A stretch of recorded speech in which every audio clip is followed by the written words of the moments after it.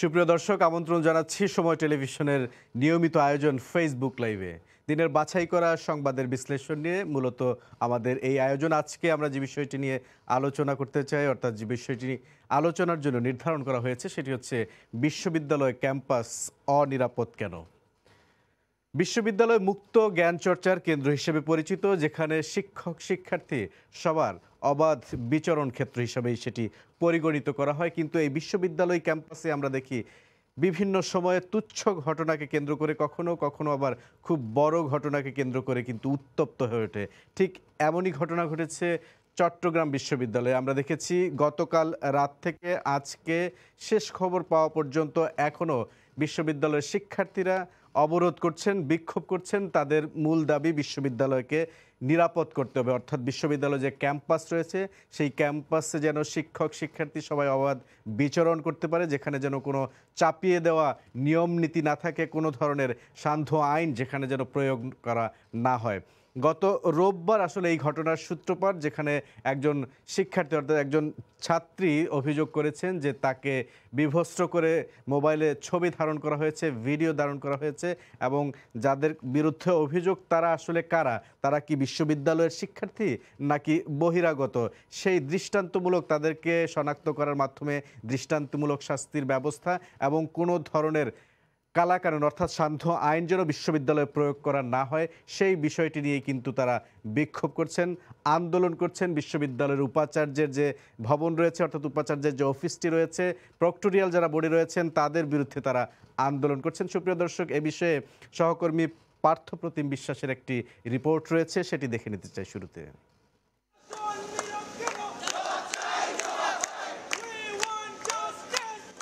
চট্টগ্রাম বিশ্ববিদ্যালয়ের এক শিক্ষার্থীকে যৌন হয়রানির ঘটনায় জড়িতদের দৃষ্টান্তমূলক শাস্তির দাবিতে প্রতিবাদে ফেটে পড়েন সাধারণ শিক্ষার্থীরা। গত রোববার বিশ্ববিদ্যালয়ের বোটানিক্যাল গার্ডেন এলাকায় 5 তরুণের হাতে এক শিক্ষার্থী যৌন নিপীড়নের শিকার হন। এই সময় বিশ্ববিদ্যালয়ের ছাত্রীকে গাছের সাথে বেঁধে বিভক্ত করে মুঠোফোনে ভিডিও ধারণেরও অভিযোগ পাওয়া যায়। এ সময় তার সঙ্গে থাকা এক বন্ধু প্রতিবাদ করলে তাকেও মারধর করা হয়। শুধু তাই নয়, প্রক্টরের কার্যালয়ে মেয়েটি অভিযোগ জানাতে গেলে চবি ছাত্রলীগের সভাপতি রেজাউল হক রুবেল বাধা দেন বলে অভিযোগ উঠেছে। এ ঘটনার পর দোষীদের গ্রেফতার না করে উল্টো ছাত্রীদের 10টার মধ্যে হলে প্রবেশের বাধ্যবাধকতা দেয় বিশ্ববিদ্যালয়ের প্রশাসন। এ ঘটনায় ফুঁসে ওঠে বিশ্ববিদ্যালয়ের শিক্ষার্থীরা। ক্যাম্পাসের ফ্যাকাল্টির পিছনে গেলে ঘটনাগুলো ঘটতেছে, এটা একদিন দুদিনের ঘটনা নয়। এবং বহিরাগত হোক, সে বিশ্ববিদ্যালয়ের ছাত্র হোক, সেটা হচ্ছে দোষীর পরিচয়, সে দোষী মানে দোষী, এখানে সর্বোচ্চ শাস্তি চাই। আউট চেক ইউ, যেন এই ধরনের কোনো চোখ তুলে দেখাতে না পারে আমার বোনের দিকে, সেই ধরনের দৃষ্টান্তমূলক শাস্তি নেওয়া হোক। কোনো বিচার না করে উল্টো মেয়েদের হলে সময়ের দিকে নজর দেয়া, এই যে একটা ব্যাপার ঘটে আসছে, এইটার প্রতি আসলে আমরা প্রত্যেকটা শিক্ষার্থী খুবই বিরক্ত। এই ধরনের ঘটনা কোনোভাবেই কাম্য নয় বলে জানান বিশ্ববিদ্যালয়ের শিক্ষকরা। মুক্ত বুদ্ধির চর্চাটা নিরাপদে আমরা করতে পারি এই আশা রাখি। এদিকে ছাত্রী যৌন নিপীড়নের ঘটনায় বিশ্ববিদ্যালয়ের শিক্ষার্থীরাই জড়িত বলে প্রাথমিকভাবে নিশ্চিত হয়েছে বিশ্ববিদ্যালয় কর্তৃপক্ষ। অতীতের যে 2-1টি ঘটনা ঘটেছে, এই 2-1টি ঘটনা কোনোটা ঘটেছে রাতের 11:30টার সময়, কোনোটা ঘটেছে রাতের 10:30টার সময়। সেই কারণে আমরা চেষ্টা করি যে মেয়েদেরকে যাতে সময় মতো হলে চলে আসলে তাদের নিরাপত্তাটাও তারা দেখবে, তাদের নিরাপত্তার কথা আমরা নিজেরাও চিন্তা করি। এ ঘটনায় অজ্ঞাতনামা 5 জনকে আসামি করে মামলা করা হয়েছে। পার্থপ্রতিম বিশ্বাস, সময় সংবাদ, চট্টগ্রাম। সুপ্রিয় দর্শক, দেখছিলাম সহকর্মী পার্থপ্রতিম বিশ্বাসের তৈরি করা প্রতিবেদনটি। এই প্রতিবেদনে যেটি দেখানোর চেষ্টা করা হয়েছে, অর্থাৎ তিনি যেটি দেখিয়েছেন, সেটি হচ্ছে চট্টগ্রাম বিশ্ববিদ্যালয়, যেটি একটি পাবলিক বিশ্ববিদ্যালয় এবং স্বায়ত্তশাসিত যে 4টি বিশ্ববিদ্যালয় রয়েছে দেশে, তার মধ্যে একটি বিশ্ববিদ্যালয় এই চট্টগ্রাম বিশ্ববিদ্যালয়। স্বায়ত্তশাসিত বিশ্ববিদ্যালয় বলতে অর্থাৎ তাদের নিজস্ব যে আইন কানুন রয়েছে, নিয়ম রয়েছে, বিশ্ববিদ্যালয়ের নিজস্ব কিছু পরিকল্পনা, নিজস্ব নিয়ম, নিজস্ব বিধি মোতাবেক এই 4টি বিশ্ববিদ্যালয় পরিচালিত হয়। তার মধ্যে একটি বিশ্ববিদ্যালয় হচ্ছে চট্টগ্রাম বিশ্ববিদ্যালয়, এবং সেই বিশ্ববিদ্যালয়ে গত রোববার রাতে এই ঘটনাটি ঘটেছে। একজন ছাত্রী যাকে যৌন হেনস্থা করা হয়েছে, এবং তিনি যেটি বলছিলেন, তিনি যেটি অভিযোগ করেছেন যে বিশ্ববিদ্যালয়ের যে বোটানিক্যাল গার্ডেন এলাকাটি রয়েছে, সেই এলাকায় কিন্তু 5 তরুণ তাকে বাধা দিয়েছিল এবং তাকে গাছের সঙ্গে বেঁধে তাকে বিভস্ত্র করা হয়েছিল। পরে তার সেই ভিডিও ধারণ করা হয়েছিল, এবং পরবর্তীতে সেই শিক্ষার্থীর সঙ্গে তার একজন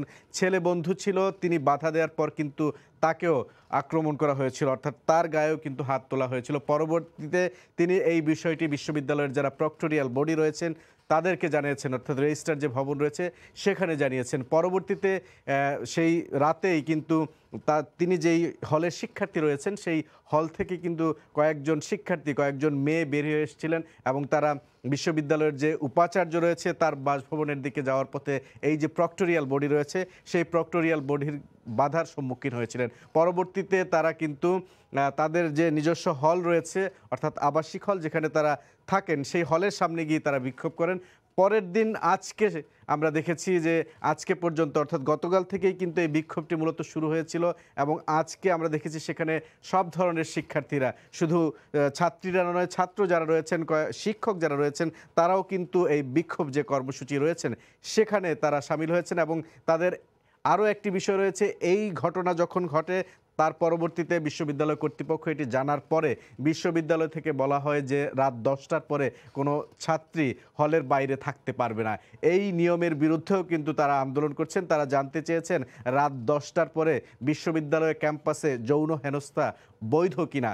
তারা আরও জানতে চেয়েছেন বিশ্ববিদ্যালয়ের উপাচার্য যিনি রয়েছেন তিনি একজন নারী হয়েও বিশ্ববিদ্যালয়ের যারা শিক্ষার্থী রয়েছেন, নারী শিক্ষার্থী রয়েছেন, তাদের উপর যে যৌন নিপীড়ন, সেই যৌন নিপীড়নের বিরুদ্ধে বিশ্ববিদ্যালয় কর্তৃপক্ষ তড়িৎ ব্যবস্থা না নিয়ে কেন এই ধরনের সিদ্ধান্ত চাপিয়ে দেওয়া হলো যে বিশ্ববিদ্যালয় এখন থেকে মেয়েদের যে আবাসিক হলগুলো রয়েছে সেই আবাসিক হলগুলো রাত 10টার পরে বন্ধ থাকবে। তো এই বিষয়গুলো এবং আরও একটি বিষয় উল্লেখযোগ্য, যেহেতু বিশ্ববিদ্যালয় ক্যাম্পাসের ভেতরেই কিন্তু এই ঘটনাটি ঘটেছিল, ফলে যারা এই 5 জন তরুণ যাদের বিরুদ্ধে এই অভিযোগটি আনা হয়েছে সেই 5 তরুণ কারা, তারা কি বিশ্ববিদ্যালয়ের শিক্ষার্থী নাকি বহিরাগত কেউ, সেটিও কিন্তু তাদেরকে তারা সময় নির্ধারণ করে দিয়েছেন সেটি শনাক্ত করা এবং তাদের বিরুদ্ধে দৃষ্টান্তমূলক ব্যবস্থা নেওয়া। তো বিশ্ববিদ্যালয় কর্তৃপক্ষ যেটি জানিয়েছেন যে এর আগেও বেশ কয়েকটি ঘটনা এরকম ঘটেছিল এবং সেটি বিচার বিশ্লেষণ করে তথ্যপাত্য বিশ্লেষণ করার পর তারা যেটি সিদ্ধান্ত নিয়েছে বা প্রাথমিকভাবে যেটি নিশ্চিত হয়েছে যে এই 5 তরুণ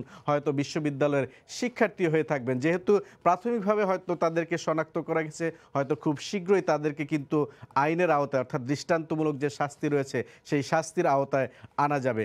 আরও একটি বিষয় যেটি বিশ্ববিদ্যালয়ের যিনি রেজিস্ট্রার রয়েছেন তিনি গতকালকে জানিয়েছিলেন যে আগামী 4 কর্মদিবসের মধ্যে, অর্থাৎ 4 কার্য দিবসের মধ্যে যারা এই ঘটনায় জড়িত, যে 5 জন তরুণ বা এর বাইরেও অন্য কেউ জড়িত রয়েছে কিনা তাদেরকে দৃষ্টান্তমূলক শাস্তির ব্যবস্থা করা হবে। এই 4 কার্য দিবসের মধ্যে যদি বিশ্ববিদ্যালয় কর্তৃপক্ষ এটির কোনো সুরাহা করতে না পারে সেক্ষেত্রে বিশ্ববিদ্যালয়ের রেজিস্ট্রার বলেছেন যে তিনি পদত্যাগ করবেন।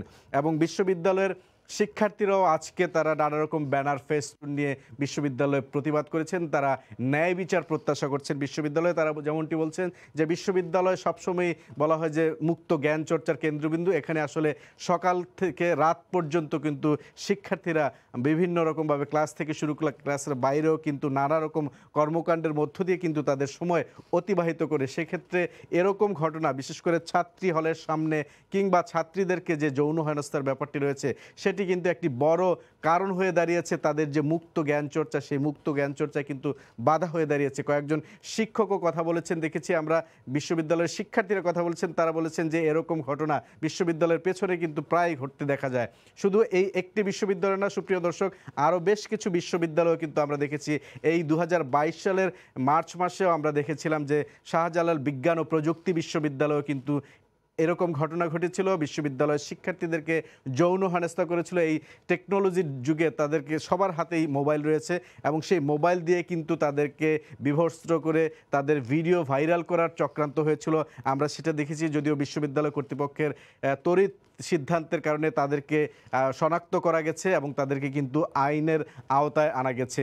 এর বাইরেও আমরা শুধু মাত্র এই 2টি বিশ্ববিদ্যালয় নয়, সারা দেশের সমস্ত বিশ্ববিদ্যালয়, বিশেষ করে পাবলিক বিশ্ববিদ্যালয় বা বেসরকারি যে বিশ্ববিদ্যালয়গুলো রয়েছে, মাঝে মাঝেই কিন্তু এই ধরনের ঘটনা এই সংবাদের শিরোনাম হয়ে যাচ্ছে। ফলে বিশ্ববিদ্যালয়ের যেমন ভাবমূর্তি নষ্ট হচ্ছে এবং বিশ্ববিদ্যালয়ে যারা অধ্যয়ন করছেন এবং যারা ভবিষ্যতে অধ্যয়ন করবেন তাদের মধ্যে কিন্তু এক ধরনের ভীতি কাজ করে। অর্থাৎ একটি বিশ্ববিদ্যালয়কে বলা হয় যেখানে শিক্ষক শিক্ষার্থীরা অবাধ বিচরণ করবেন, সেখান থেকে জ্ঞান আহরণ করবেন, পরবর্তীতে তাদের সেই আহরিত জ্ঞান তাদের কর্মক্ষেত্রে ছড়িয়ে দিবেন, এই বিষয়টি যদি বিশ্ববিদ্যালয়ে পড়াশোনার সময় তাদের মধ্যে না হয়, সেটি ভবিষ্যতে আসলে কতটা নিরাপদ একটা বিশ্ববিদ্যালয় গড়ার ক্ষেত্রে কার্যকর ভূমিকা পালন করবে, সেটি কিন্তু আসলে প্রশ্নের সম্মুখীন হয়। আমরা দেখেছি শুধু বিশ্ববিদ্যালয়ের শিক্ষার্থী কর্তৃক কিন্তু বিশ্ববিদ্যালয়ের আরেকজন শিক্ষার্থী যৌন হেনস্থার শিকার হচ্ছে এমনটি নয়। অনেক সময় বিশ্ববিদ্যালয়ের যারা সম্মানিত শিক্ষক রয়েছেন তাদের দ্বারাও কিন্তু শিক্ষার্থীরা যৌন হেনস্থার শিকার হয়, এবং আমরা এমনও দেখেছি যে বিশ্ববিদ্যালয়ের স্বয়ং শিক্ষক তিনি কিন্তু বহিষ্কার হয়েছেন,